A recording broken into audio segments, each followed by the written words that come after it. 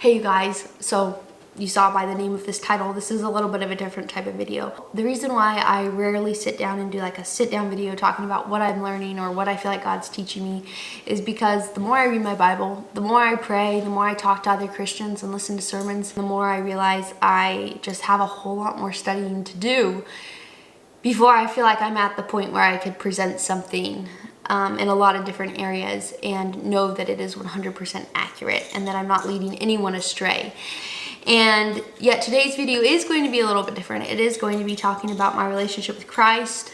Carrie, please be a little bit quieter. Sharing about some of my testimony, talking about facing some deep, dark doubts in my faith in the past. And the reason why I'm making this video is because 2 years ago, January 18th, my dad passed away really suddenly.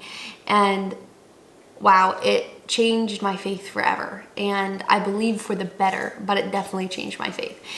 And so I want to talk a little bit about some things that I've felt like I've been learning since then. So to get started, I want to jump into sharing a really fast testimony of kind of my growing up, how I came to Christ. So I grew up in a Christian home, homeschooled, super conservative family. From when I was born to about 12 years old, just living a very traditional homeschooled conservative lifestyle. When I hit about 12, the church that we had been a part of for the last 6 years, since I was about 6 years old, completely fell apart. Every church we had gone to up until that point, it had turned out that the leaders were super corrupt, that they were very perverted. A lot of the people that claimed to be really God-fearing Christians turned out to be just absolutely horrible people, not following God at all. And I was just tired of Christianity. I was tired of looking different. I was tired of not having friends.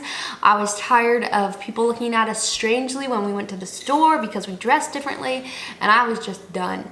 And so from about the ages of 12 to 15, I was completely rebellious.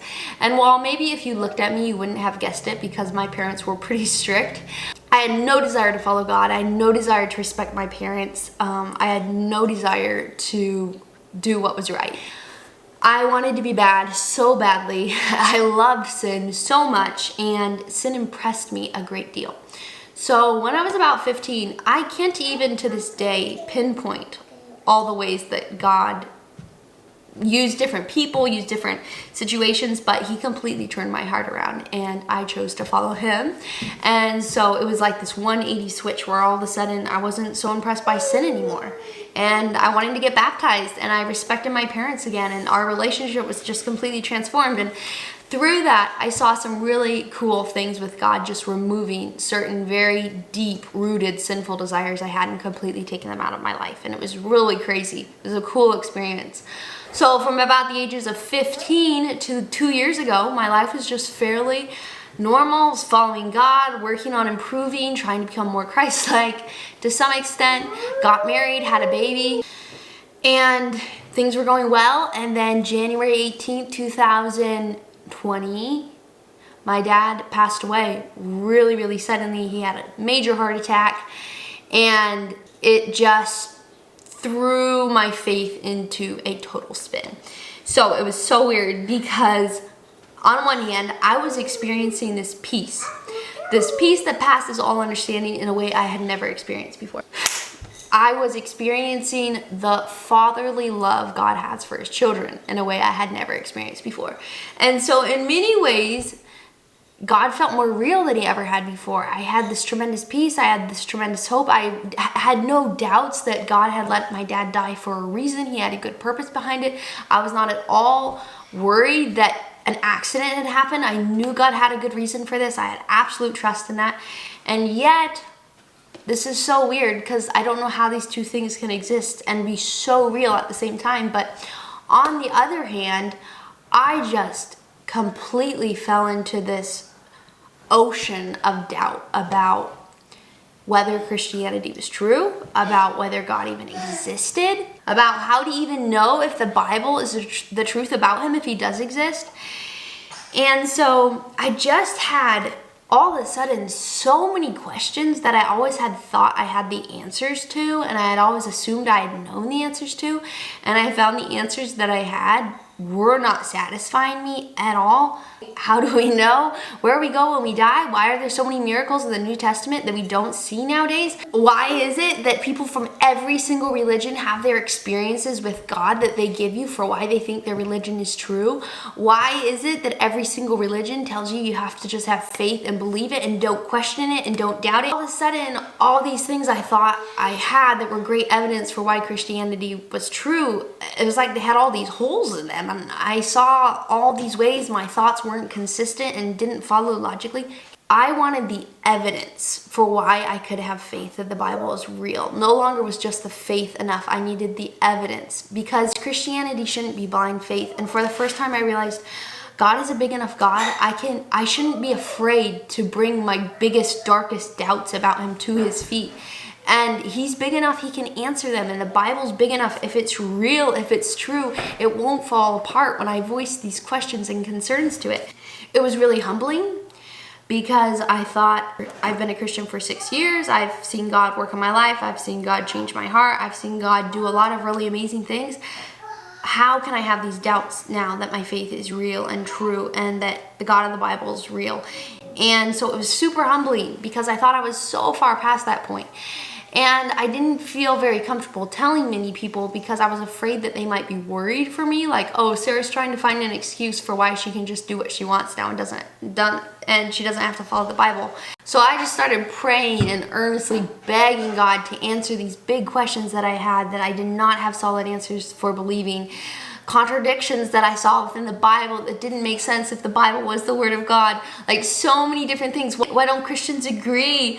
Why do I have these loopholes in some of my theology and it doesn't all line up correctly? And so I was just begging God to reveal himself to me, to give me answers. And I remember just so many times sitting in the bathtub at night, praying earnestly, crying, begging God to answer these big questions that I had, that I felt like, if he's real, why won't he answer these for me? Like, I genuinely want to know.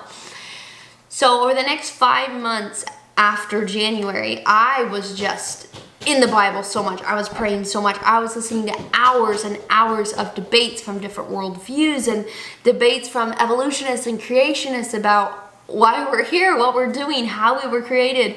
So many different things, trying to find solid, factual, historical evidence that would actually satisfy, that wasn't telling you just have to believe it, or you just have to accept it, or you just have to have more faith and believe that it's real. I wanted historical evidence for the Bible to be real and my relationship with Christ to be true. So I did this for about 5 months, really, really fervently. And about 5 months in, I sat down at the piano one day and I wrote this song, and I named it Doubting Thomas. And it was kind of the perspective I imagine maybe the disciples had before they knew Christ was risen from the dead. And I realized for the first time I could relate so much better with the disciples before they knew Christ was risen than afterward, just because I felt like there's this part of me that feared, have I lived my life in vain? Like, have I sacrificed these things or given up these things because of something that's not real? And how do I know for sure that this is real? But it's really weird, because something about that day, sitting at the piano, writing the song, I don't know exactly what it was, but it was a turning point. And from then on, it was like all these things I had been interested in, even before my dad had died, that I had started to research theology, different things that didn't make sense about the Bible, and ways that I didn't feel like it connected to each other and didn't contradict itself. It was like all these pieces, suddenly this accumulation of knowledge and study started coming together and forming these, for the first time, satisfying, rich, deep, logical answers for why the Bible was real and true, and that it was reliable and trustworthy, and a lot of theological things about God that I hadn't been able to understand before. I started to, for the first time, really hear good answers for why the Bible was true. And it was so crazy, because I had felt like those 5 months in particular, God had been so quiet and hadn't spoken anything when I wanted him to. And now, being able to look back on that, though, I see so much of how God was putting pieces together and forming something that took a while to become a full sentence, and took a while to come together enough that you could see how these things tied together and I felt like finally gave me really satisfying answers. And so I'm still studying, I'm still seeking God so much, still asking so many questions. I feel like I said at the beginning of this video, my faith has changed, but I feel like it's become much more solid.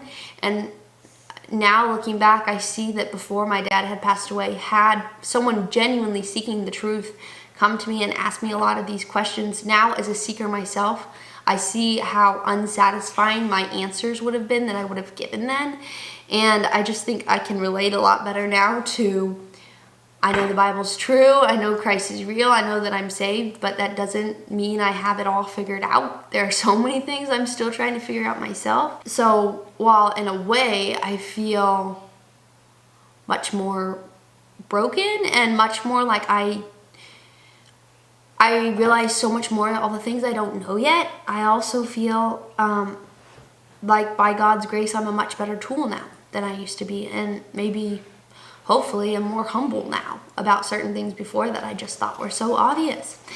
And I've also learned the tremendous importance of studying the Bible, studying theology, studying good, solid reasons for the hope that is within us. It says we need to be able to give a good, solid answer for the hope that is within us, not just for the sake of saving other people that are genuinely seeking, but for the sake of ourselves.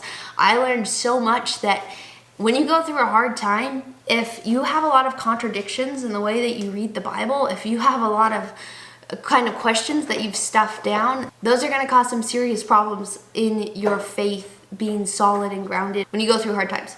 So I'm just going to leave a list below of some people that I really recommend you check out if you have any questions yourself. These are some people that I don't agree with every single thing they say. They're on a journey as well, but they just gave me some of the best answers I've ever heard for some really hard questions that I faced. And I encourage you not to shy away from asking those hard questions, because I have found that when you truly seek God with all your heart, and I'm still even learning what does that mean to seek God with all your heart, He will give you answers. I encourage you to do that if you are working through some hard things as well. And I'm just so thankful for the way God has used these hard situations to, I think, really build my faith and make me into a stronger Christian, make me, hopefully, by God's grace, a more useful tool. So, love you all. See you all next week, and talk to you later. Bye.